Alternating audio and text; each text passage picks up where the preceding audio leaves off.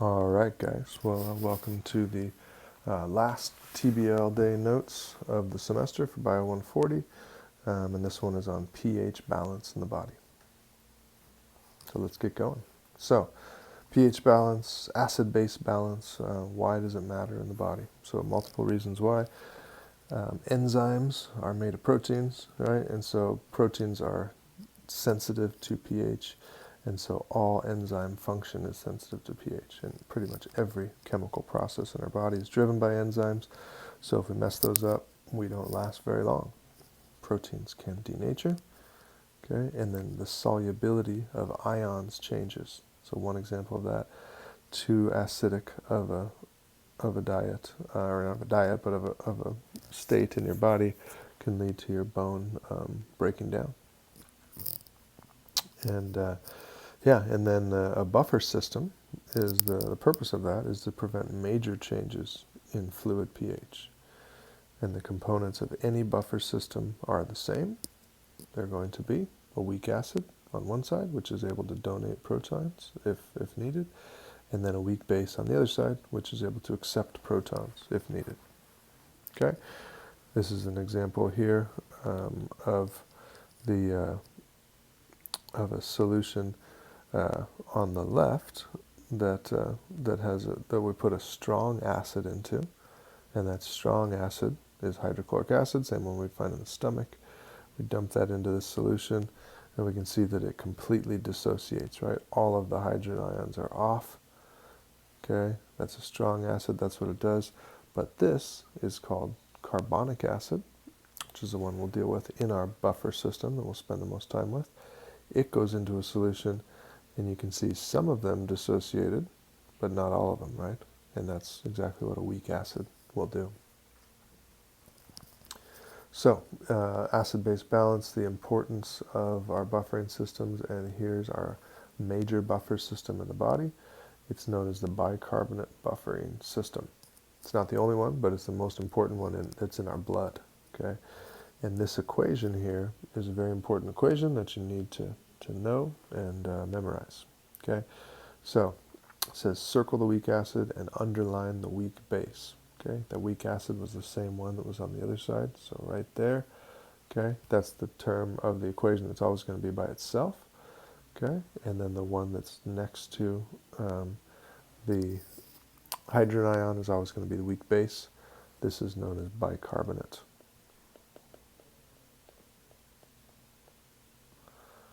This is carbonic acid.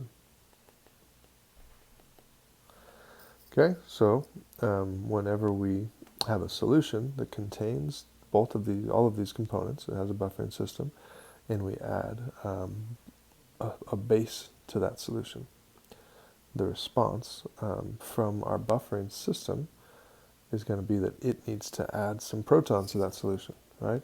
Because that base would have soaked up those protons, so the response of the buffering system is to add protons, donate protons, okay? So which way does that move that equation there on top? Okay, which of the two needs to help us if we're adding protons? That's the way I like to think about it. Is it the acid or is it the base? Acid's the one that adds protons, okay? So, oh, sorry, I forgot I had that written there. So that's going to move the equation to the right, right? So if carbonic acid is going this way and dissociating, that's moving it to the right. Okay, so that's for that one, and then that moves the pH back down, right? So we do that by increasing hydrogen ion concentration. Okay, if we do the opposite, if we add an acid to the solution, protons are going to bind to the bicarbonate ion. Okay, it's going to bind to that one, right? And that acid, and then the response of the buffering equation, if we're adding an H plus to that guy, then it's going to turn into H2CO3, neutral, right? So that's the equivalent of moving the equation to the left, and then that drives the pH back up, right? So it decreases hydrogen ion concentration. One key thing about pH is the measure of free hydrogen ions. So if those hydrogen ions are bound to the HCO3 negative to make our carbonic acid, then those don't count in pH. So as soon as these hydrogen ions that were released from the acids right here, as soon as those bind to bicarb, they no longer count in the pH. Okay. All right. So we'll talk about some different players in the balance of pH in our body, and we'll start out with the kidneys. So the kidneys' role in pH balance is multiple. It can do a couple different things. It can help us to get rid of either hydrogen or bicarb, or it can help us to hang on to either one of those two, conserve those. Okay, so the main mechanisms for this include the fact that we have an important enzyme called carbonic anhydrase that we talked about a lot when we discussed the respiratory system. Carbonic anhydrase is inside those tubule cells along the kidney tubes. Okay, and there's two different types of cells. There's type A cells and type B cells. Type A cells are much more active. We have more of those than the B cells because type A cells' job is to secrete or get rid of hydrogen and bring back bicarb, whereas the B cells do the opposite. They bring back hydrogen and secrete bicarb. Okay, so secrete means to get rid of, right? Secrete, then that would get rid of. And reabsorb would be back into blood.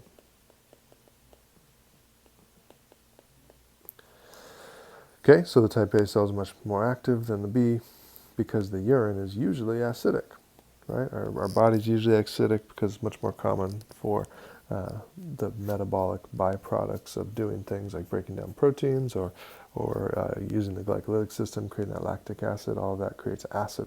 So we're usually trying to increase the pH to fight against those things. Okay, so here's kind of how it works. The steps of hydrogen ion secretion. Okay, again, which cells would this be? This would be those type A cells doing this. So again, we've got the carbonic anhydrase inside the tubule cells.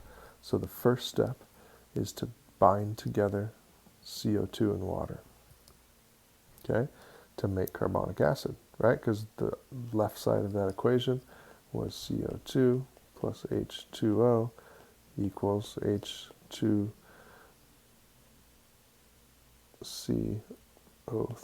right? H2CO3.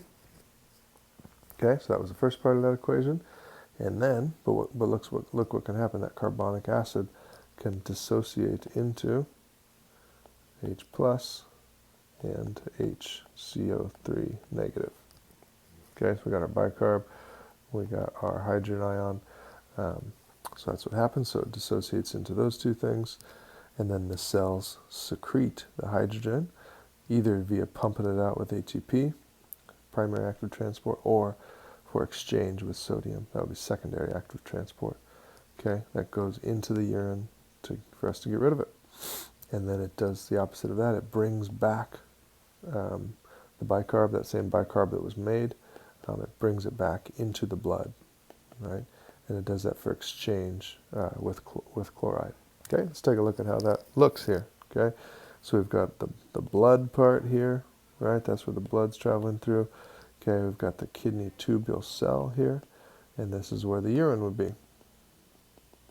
Called filtrate at that point, but that's pretty much what it's going to turn into urine. Okay, so the first step, what's the very first step?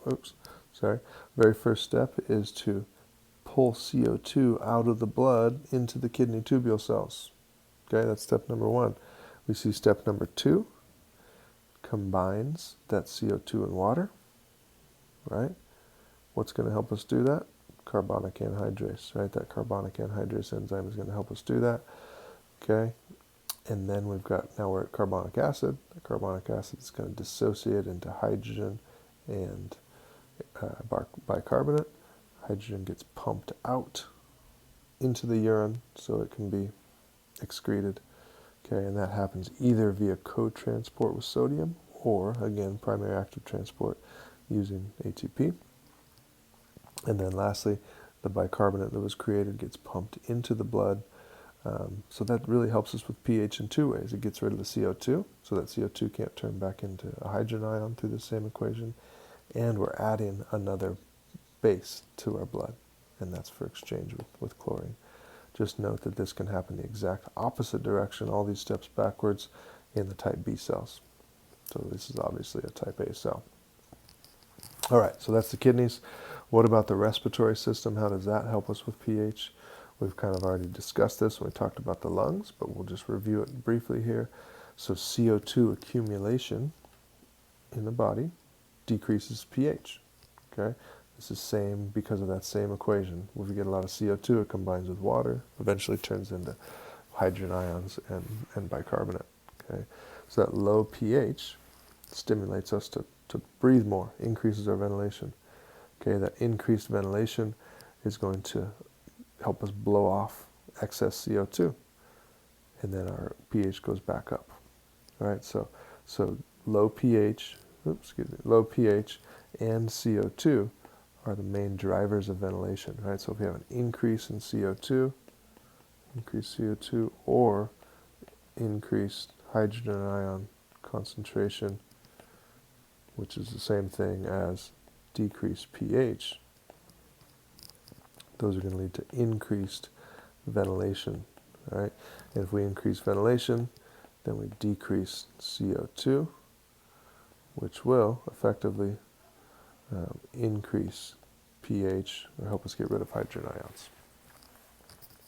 Okay, so a few conditions here, different types of metabolic or respiratory disturbances leading to changes in our acid-base balance.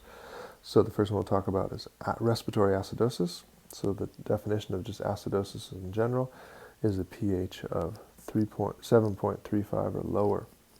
Okay, and this is caused by not breathing enough, hypoventilation, right? Decreased breathing. For some reason, some people are not breathing enough, and here's a couple reasons. And this causes buildup of CO2, which is going to cause buildup of hydrogen ions and acidosis. Okay, so this is caused by emphysema, when we literally just can't breathe enough, or another reason would be narcotics. Narcotics suppress our ventilation. So the way we compensate for this is we increase the secretion of hydrogen ions through those same type A cells in the kidneys, right? We get rid of those hydrogen ions. We can't correct for this with breathing, because that's the problem, right? The problem is breathing, so we don't think of the compensation as a change in breathing, because it would be like just telling someone with emphysema, start breathing normally again. That's just not how it works, okay? All right, the other form of acidosis is metabolic acidosis. Okay, this is the generation of excess hydrogen ions, making too many hydrogen ions for one reason or another. Two different types here are both related to ketone bodies. Okay, so ketone bodies are really a form of fuel that the body can make when you're in a starvation state. Okay, so the liver makes ketone bodies. It's really a type of fat that's used for fuel when there's not enough glucose available. Okay, that happens during starvation. Also happens in the onset of diabetes. Okay, when our son Soren was diagnosed with type 1 diabetes in September of 2019, he was in full-on diabetic ketoacidosis, which is known as DKA. His pH was 7.0 by the time we got him to the hospital. And remember, anything below 7.35 is considered acidosis. And so he was in pretty bad shape. He was breathing very rapidly at that point. Scary time for sure.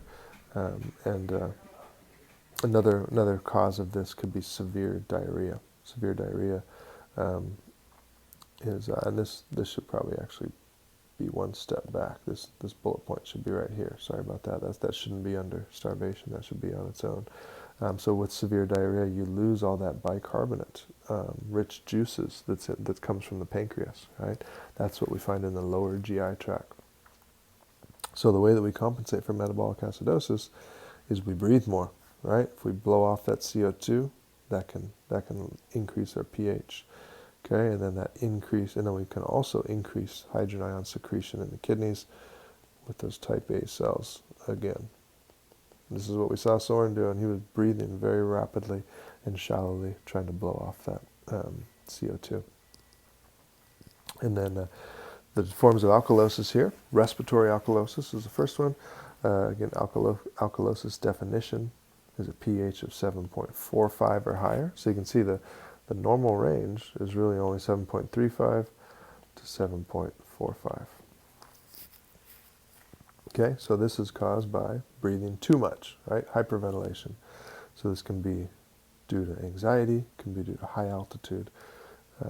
And the way that we compensate for this is that we decrease the urine output of hydrogen ions. And then we increase reabsorption of hydrogen ions. So we bring more hydrogen back, and we don't give as much to the urine. Okay, so anything that causes you to breathe too much. Again, we can't fix this with the lungs because the lungs are the problem, so we're only left with the other one, which is the kidneys. Okay, metabolic acidosis is from the loss of hydrogen ions. For some reason, we're losing hydrogen ions.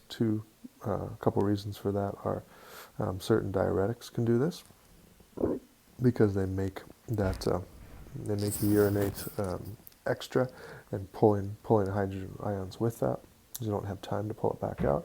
Also, vomiting can do this. Okay, so this could be from the flu, from self-induced vomiting and bulimia, and because the stomach acid is so highly concentrated with hydrogen ions, if we lose too much of that, then we can lose a lot of hydrogen ions.